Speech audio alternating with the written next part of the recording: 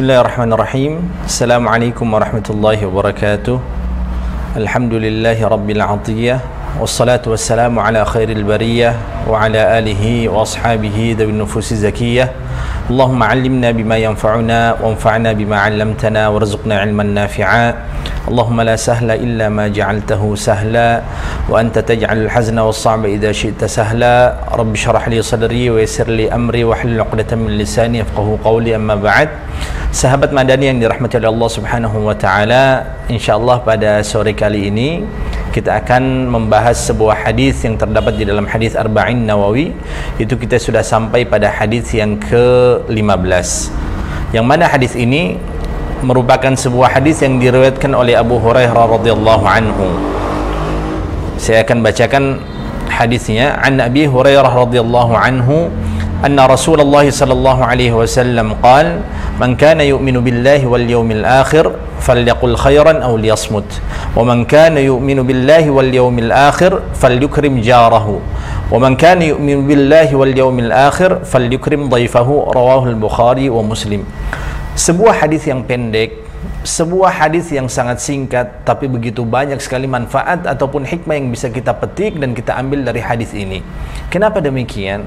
Karena memang ketika Rasulullah SAW beliau menyampaikan hadis ini pada 1400 tahun yang lalu, itu Rasulullah SAW beliau sudah diberikan tanda-tanda bahwasanya apa yang akan terjadi di masa mendatang, bagaimana setiap orang, bagaimana setiap muslim, mungkin banyak di antara mereka yang tidak beriman kepada Allah Subhanahu wa taala ataupun Rasulnya.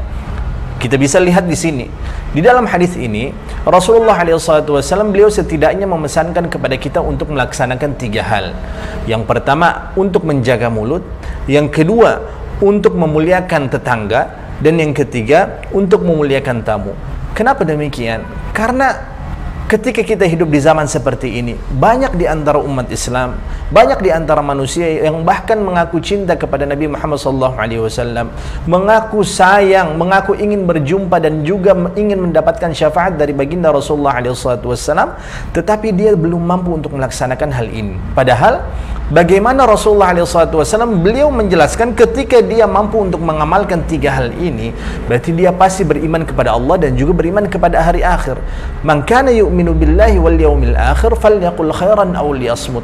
Karena memang fenomena yang terjadi belakangan ini, banyak sekali orang-orang yang belum mampu untuk mengendalikan mulutnya, tidak bisa untuk menjaga amarahnya, tidak bisa untuk menjaga mulutnya pada saat itu, sehingga ketika dia diberikan sebuah ujian, ketika terjadi sebuah permasalahan, maka otomatis yang dia lakukan pada saat itu adalah melontarkan kata-kata yang buruk. Dia akan mengeluarkan kata-kata yang fasik, dia akan mengeluarkan kata-kata yang kotor, bahkan tidak jarang, bahkan tidak sedikit yang akan mengeluarkan kata-kata yang berada di kebun binatang semuanya, mulai dari A, B, C, D sampai Z akan dikeluarkan dan disebutkan oleh orang tersebut ketika dia ditimpa masalah, ketika ia ditimpa problem oleh Allah Subhanahu wa taala, ketika dia memiliki pertikaian dengan orang lain, maka dia akan mengeluarkan kata-kata kotor. Padahal Rasulullah SAW beliau menjelaskan, man kana yu'minu billahi wal yawmil akhir falyaqul khairan aw liyasmut. Maka berkatalah yang baik. Ketika dia itu memang betul-betul beriman kepada Allah Subhanahu wa taala dan hari akhir, maka berkatalah dengan perkataan yang baik. Atau kalau dia tidak mampu untuk mengeluarkan kata-kata yang baik, mengucapkan kata-kata yang baik, maka jauh lebih baik bagi dirinya untuk diam. Falyaqul khairan aw liyasmut. Bahkan Imam Syafi'i rahimahullah di dalam sebuah perkataannya beliau menjelaskan bahwasanya idza arada ay yatakallam falyufakkir. Ketika kita semua ini ingin untuk berbicara, mengungkapkan apa yang berada di dalam fikiran ataupun di dalam balik hati kita, maka falyufakkir. Kita harus memikirkan terlebih dahulu baik dan buruknya, bagus atau tidak. Jangan langsung kita keluarkan apa yang berada di balik hati kita. Jangan langsung kita keluarkan apa yang berada di balik pikiran kita pada saat itu. Kenapa demikian? Maka Imam Syafi'i rahimahullah beliau melanjutkan, fa in zahara annahu la darara alaihi takallam. Ketika setelah dia berfikir, kemudian ia menimbang-nimbang, ketika memang tidak ada permasalahan, tidak ada mudarat, tidak ada keburukan yang akan ditimbulkan setelah ia mengucapkan kata-kata tersebut, maka silahkan ia melakukan atau mengeluarkan dan mengucapkan kata-kata itu. Akan tetapi, wa in zahara anna fihi darar, apabila ketika dia berkata-kata kemudian ia rasa nanti jangan sampai akan hati orang tersebut akan tersakiti, jangan sampai perasaan mereka itu tersakiti, au syakka fi, atau dia itu nanti ragu, ini kira-kira bagus atau tidak, dia masih ragu dan bimbang, au syakka fihi, maka kata Imam Syafi'i rahimahullah adalah amsak. Maka jauh lebih baik ketika dia diam untuk menutup mulut, tidak berbicara sama sekali. Kenapa demikian? Karena khawatirnya ketika dia lontarkan apa yang berada di balik hatinya, apa yang menjadi unek-uneknya pada saat itu, ketika dia disakiti oleh saudaranya, ketika ia merasa dizalimi oleh tetangganya, ketika ia merasa dicurangi oleh keluarganya misalnya, ketika pada saat itu langsung ia keluarkan kata-kata kotor. Ini nih gara-gara engkau jadinya saya begini, ini gara-gara usi jadinya ketung semua begini, ini gara-gara engkau semuanya. Dia tidak mampu, dia tidak bisa mengendalikan perkataannya sama sekali. Bahkan salah satu imam Malikiyah yang berada di Maghrib, beliau memiliki nama Abu Muhammad ibni Abi Zaid.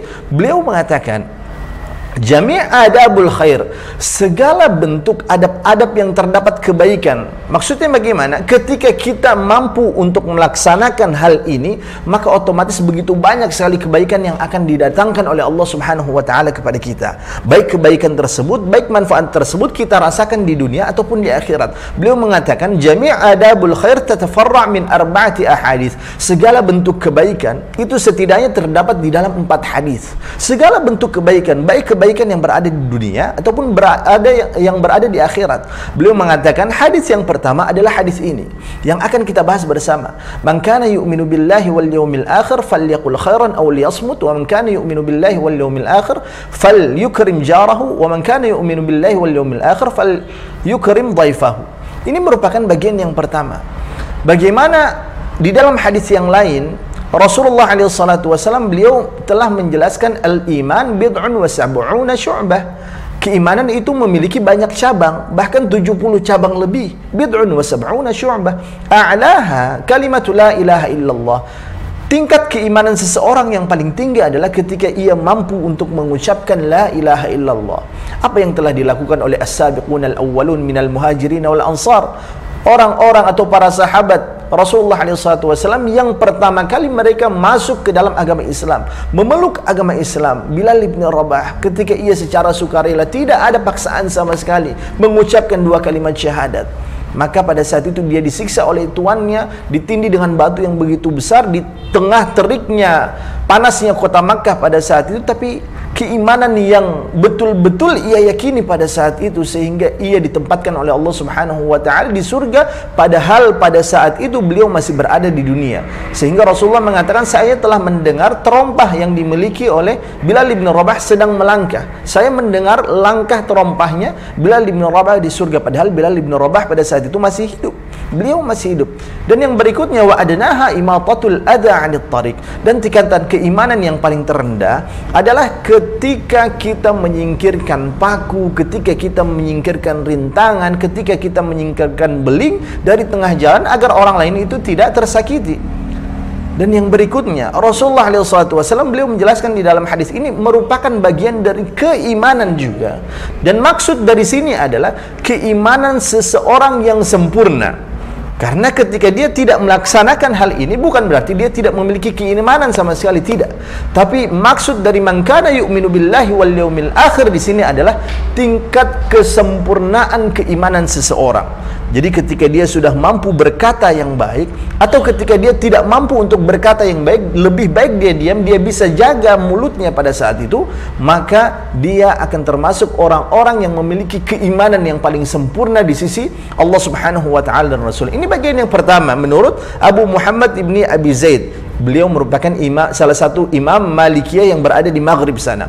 Yang kedua, yang termasuk dalam kategori hadis ketika ataupun bab kebaikan, ketika kita melaksanakan hal tersebut akan mendapatkan banyak sekali keistimewaan adalah yang kedua, kata beliau, hadis terkait dengan min husni islamil mar'i tarkuhu ma la ya'ni.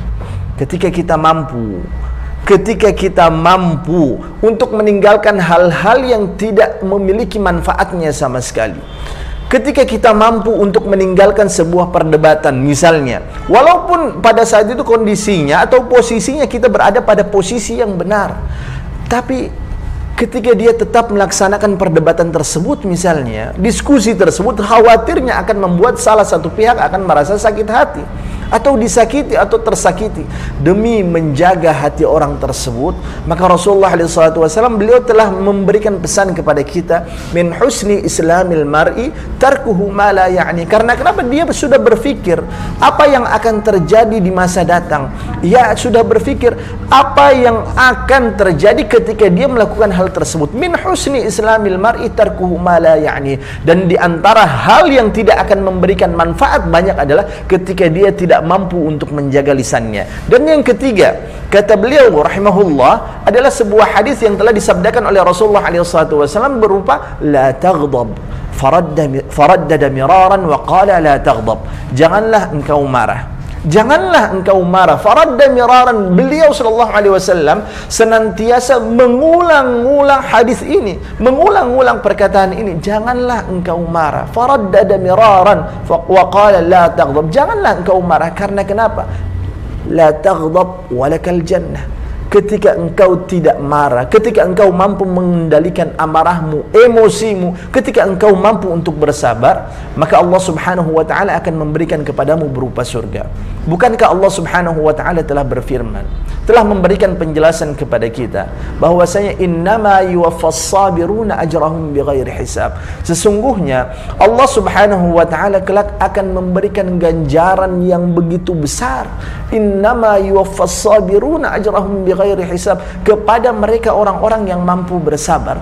Ajrahum bighairi hisab, pahala yang tidak ada batasannya, pahala yang tidak ada nilainya, pahala yang begitu besar yang akan kita dapatkan ketika kita mampu untuk bersabar. Ketika kita disakiti, ketika kita dizalimi, ketika kita dicurangi, kita tahu pada saat itu kita berada di posisi yang benar. Akan tetapi ketika kita mampu untuk bersabar dan mengendalikan amarah kita, mampu untuk mengendalikan perkataan kita, maka Allah Subhanahu wa ta'ala akan memasukkan kita dalam kategori innama yuwaffas sabiruna ajrahum bighairi hisab.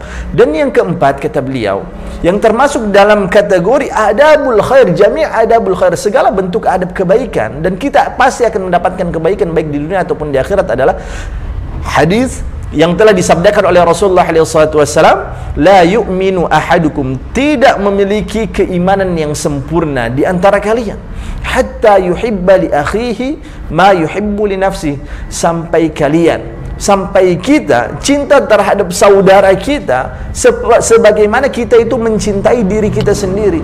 Hal ini memang susah ketika kita mencoba untuk mencintai saudara kita sama dengan kita mencintai diri kita sendiri. Ini sebenarnya merupakan sebuah hal yang sulit. Ini merupakan sebuah hal yang sangat sulit sekali. Kenapa? Kalau seandainya kita suka untuk mendapatkan makanan yang paling lezat, berarti di antara bentuk keimanan kita yang paling sempurna adalah ketika kita mau memberikan makanan tersebut, makanan yang sama, yang terlezat kepada saudara kita. Ketika kita ingin misalnya mendapatkan harta yang mewah, mendapatkan rumah yang besar, mendapatkan harta duniawi, maka hal yang sama juga akan kita berikan kepada saudara kita. La yu'minu ahadukum hatta yuhibba li akhihi ma yuhibbu li nafsihi. Apa yang telah dilakukan oleh Rasulullah SAW ketika beliau mempersaudarakan antara kaum muhajirin dengan kaum ansar. Ketika orang-orang muhajirin, mereka berhijrah dari kota Makkah, tidak membawa harta sepeser pun, tidak membawa apapun, bahkan keluarganya banyak yang ditinggalkan oleh mereka, tidak membawa istrinya, tidak membawa hartanya, hanya dengan pakaian yang mereka gunakan pada saat itu.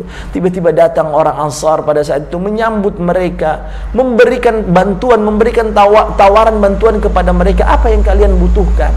Apakah kalian menginginkan harta? Apakah kalian membutuhkan harta? Apakah kalian membutuhkan rumah? Apakah bahkan mereka menawarkan istri-istri mereka ketika mereka orang-orang muhajirin itu memang membutuhkan istri, maka orang-orang ansar siap untuk menceraikan istrinya dan dinikahi oleh saudaranya. La yuhibbu ahadukum hatta yuhibba li akhihi ma yuhibbu li nafsihi. Sehingga ketika kita mampu untuk menjaga lisan kita, tidak kita sakiti saudara kita, ketika kita tidak mau untuk dihina oleh orang lain, ketika kita tidak mau disakiti oleh orang lain, ketika kita tidak mau difitnah oleh orang lain, maka jangan pernah melakukan hal yang sama kepada saudara kita. Maka jangan pernah melakukan hal yang sama kepada teman kita. Maka jangan pernah melakukan hal yang sama ketika kita menyakiti orang lain dengan perkataan kita, dengan mulut kita. Bukankah di balik hikmah, kenapa Allah Subhanahu wa ta'ala, hikmah di balik penciptaan mulut oleh Allah Subhanahu wa ta'ala ini yang telah Allah Ta'ala berikan kepada kita adalah Allah menjadikan mulut kita itu satu dan telinga kita itu dua jumlahnya. Kenapa demikian? Agar kita itu jauh lebih sering mendengar dibandingkan berbicara. Ketika Rasulullah SAW beliau diperjalankan oleh Allah Subhanahu wa ta'ala pada sebuah perjalanan yang sangat penting sekali di dalam perjalanan Islam ini, yaitu perjalanan Isra dan Mi'raj. Ketika berada di langit sana, bagaimana Allah Subhanahu wa ta'ala menampakkan kepada beliau para penghuni surga dan neraka. Ketika sedang melihat para penghuni neraka, ternyata banyak di antara mereka, penghuni neraka ini isinya itu lebih banyak didominasi oleh perempuan. Rasulullah SAW sampai bertanya-tanya, kenapa lebih banyak perempuan yang berada di neraka dibandingkan lelaki? Ternyata di antara penyebab kenapa perempuan itu jauh lebih banyak berada di neraka, karena mereka yang tidak mampu menjaga lisannya, mereka tidak mampu menjaga mulutnya. Dan hal ini juga merupakan salah satu bukti ataupun salah satu hikmah kenapa Allah Subhanahu wa ta'ala memberikan kekuasaan talak. Kata-kata talak itu berada di kaum pria, berada di kaum Adam, berada di para suami jatuhnya. Sekarang kalau kita membayangkan perkataan talak itu diberikan haknya oleh Allah Subhanahu wa ta'ala kepada kaum wanita, apa yang akan terjadi? Setiap hari pasti akan ada kasus perceraian. Bahkan perceraiannya langsung talak bain, bukan talak raj'i. Kalau talak raj'i kan talak satu kali kemudian dia bisa rujuk. Tapi kalau hak ini diberikan oleh Allah Subhanahu wa ta'ala kepada sang wanita, maka apa yang akan terjadi? Mungkin saja setiap hari, setiap menit, setiap detik itu akan terjadi kasus perceraian. Kenapa demikian? Karena wanita itu memang lebih susah bagi mereka untuk menjaga lisan-lisannya. Mungkin ketika ada di antara pasangan kita misalnya berbuat satu kesalahan saja, sang suami melakukan satu kesalahan saja, maka akan diungkit oleh kaum wanita, maka akan diungkit oleh kaum wanita pada saat itu kesalahan dari mulai ia mengenali suaminya pada saat itu sampai hari kiamat. Sampai detik terakhir ketika ia melakukan kesalahan, semuanya tetap diingat, semuanya akan tetap diulang dan dikeluarkan amarahnya pada saat itu. Sehingga Allah Subhanahu wa ta'ala memberikan hak talak itu berada di tangan laki-laki. Karena kenapa? Laki-laki itu biasanya lebih bisa untuk mengendalikan emosinya, lebih bisa untuk berpikir dan menjaga mulutnya dibandingkan kaum pria. Sehingga hal inilah yang menyebabkan ketika Rasulullah SAW melihat para penghuni neraka itu lebih banyak didominasi oleh kaum Hawa, lebih banyak didominasi oleh kaum wanita. Karena apa? Mereka tidak mampu menjaga lisan mereka. Padahal Rasulullah SAW beliau menjelaskan, man kana yu'minu billahi wal yaumil akhir falyaqul khairan aw liyasmut. Memang susah, sangat sulit sekali untuk menjaga lisan kita, sangat sulit sekali untuk mampu mengendalikan amarah dan emosi kita. Akan tetapi ketika kita mampu untuk menjaga dan mengendalikan hal ini, maka Allah Subhanahu wa ta'ala akan menjadikan keimanan kita menjadi salah satu keimanan yang paling sempurna di sisinya. Yang berikutnya, beliau sallallahu alaihi wasallam di dalam sebuah riwayat juga pernah menjelaskan, min fiqhir rajul, di antara pemahaman yang dimiliki oleh seorang laki-laki, dimiliki oleh seorang muslim, dimiliki oleh seorang manusia, kelebihan tersebut adalah qillatu kalamihi fi ma la ya'nihi. Qillatu kalamihi fi ma la ya'nihi. Di antara orang yang memang betul-betul memiliki hikmah adalah ketika dia mampu untuk mengendalikan perkataan yang memang tidak ada gunanya. bersenda gurau. Memang kalau seandainya bersenda gurau sedikit, ya itu memang boleh-boleh saja, secukupnya, sekadarnya, boleh-boleh saja. Cuma kadang ada beberapa orang yang memang bersenda gurau, yang isinya itu bohong semuanya, kisah-kisah bohong semuanya, agar orang-orang itu tertawa, agar orang-orang pada saat itu senang, mereka tertawa, terbahak-bahak. Ini merupakan hal yang tidak diperbolehkan di dalam agama Islam. Karena min fiqhir rajul, di antara pemahaman kesempurnaan akal yang dimiliki oleh seorang laki-laki adalah qillatu kalamihi fi ma la ya'nihi.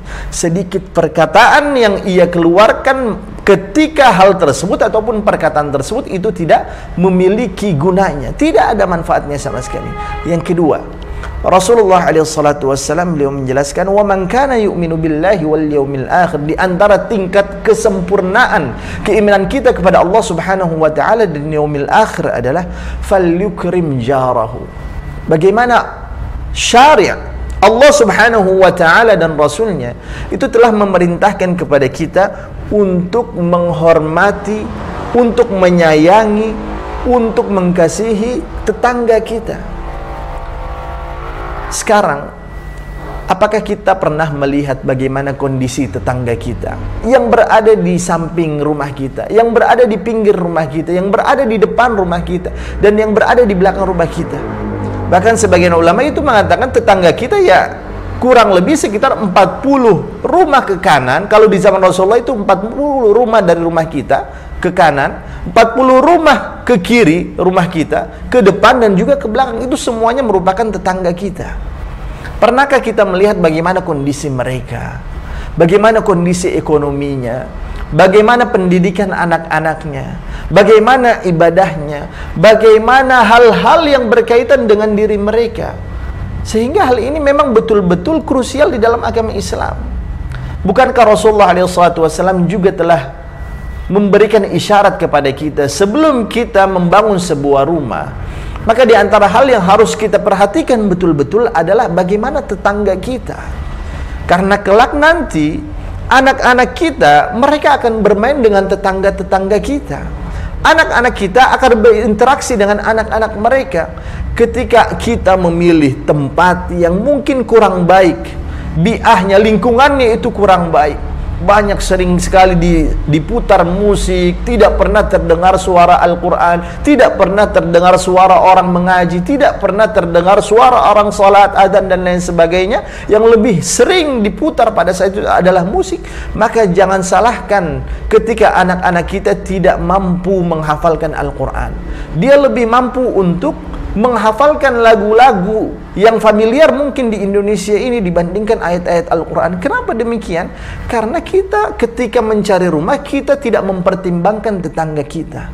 Padahal Nabi Muhammad SAW beliau bersabda, cari tetangga yang lebih baik terlebih dahulu. Pastikan tetangga kalian itu baik, berada dalam kondisi yang betul-betul baik, betul-betul islami, sehingga keluarga kita pun ketika kita membangun rumah tangga kita di tempat tersebut akan terbangun, terbina keluarga yang islami. Al-jar qabla ad-dar. Cari pilih tetangga terlebih dahulu sebelum engkau memilih rumah, sebelum engkau membangun rumah.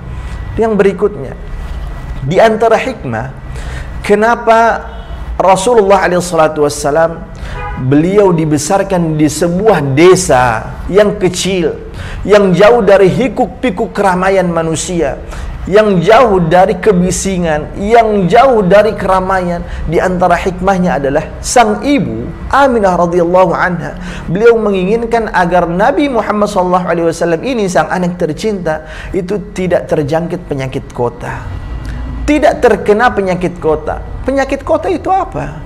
Di antara penyakit kota alias penyakit yang sering dialami dan diderita oleh orang-orang yang tinggal di perkotaan besar adalah mereka tidak peduli terhadap lingkungannya. Ibadah haji merupakan rukun Islam yang kelima, jadi harus diniatkan dan diwujudkan dalam bentuk perencanaan haji. Niat sih sudah lama ada, tapi dananya belum ada.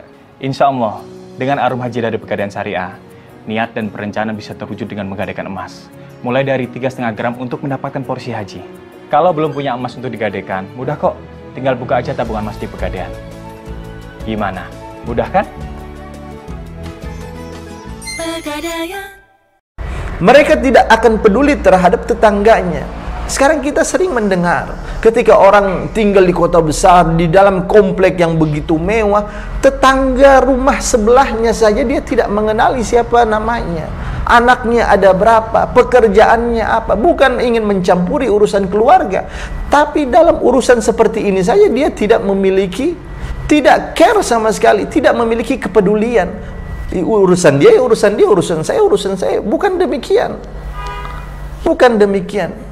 Bukankah kita ini merupakan annas, manusia? Namanya manusia adalah makhluk sosial.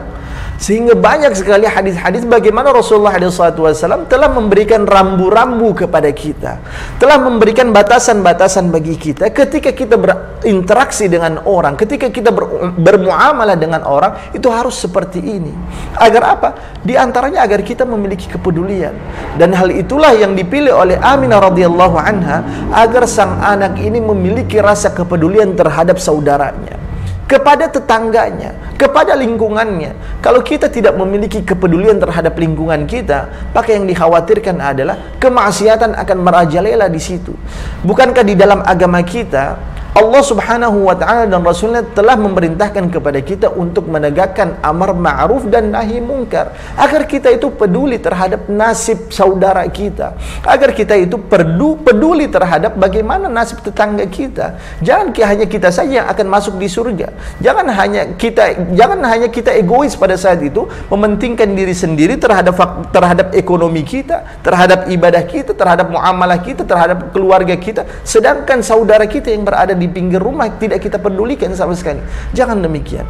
Dan yang ketiga, Rasulullah SAW beliau menjelaskan, wa man kana yu'minu billahi wal yaumil akhir falyukrim dhaifah. Di antara hal yang diajarkan oleh Rasulullah SAW dan juga yang terdapat di dalam agama Islam ini adalah bagaimana memang kita diperintahkan untuk memuliakan tamu. Datang tamu ke dalam rumah kita, kita sambut dengan penuh welcome, dengan penuh kehangatan kita sambut tamu tersebut. Kita sajikan apa saja yang kita punya pada saat itu. Bahkan banyak sekali kisah di zaman Rasulullah SAW bagaimana para sahabat itu ketika didatangi oleh Rasulullah SAW sebagai seorang tamu Rasulullah pada saat itu, mereka berlomba-lomba menyediakan apa saja yang mereka miliki pada saat itu, dikeluarkan semuanya. Bahkan mereka tidak segan-segan untuk menyembelih kambing ketika terjadi peperangan Khandaq, peperangan yang terjadi di masa paceklik, masa yang sangat-sangat sulit ekonomi para sahabat umat Islam pada saat itu.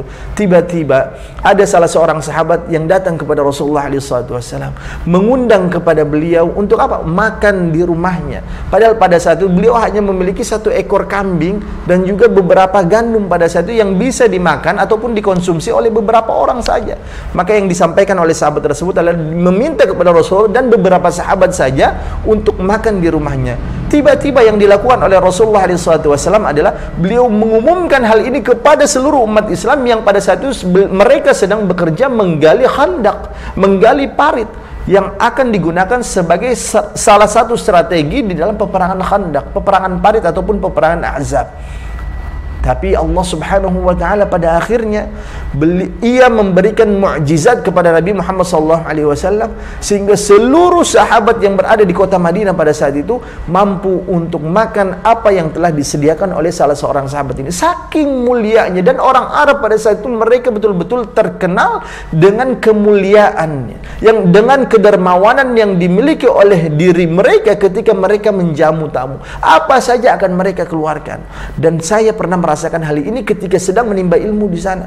Apa saja akan mereka keluarkan, mulai dari makanan-makanan pembuka, mulai dari makanan utama dan sampai makanan penutup. Itu kalau kita datang ke rumah mereka dari setelah Isya, bisa-bisa kita pulang pada subuh hari.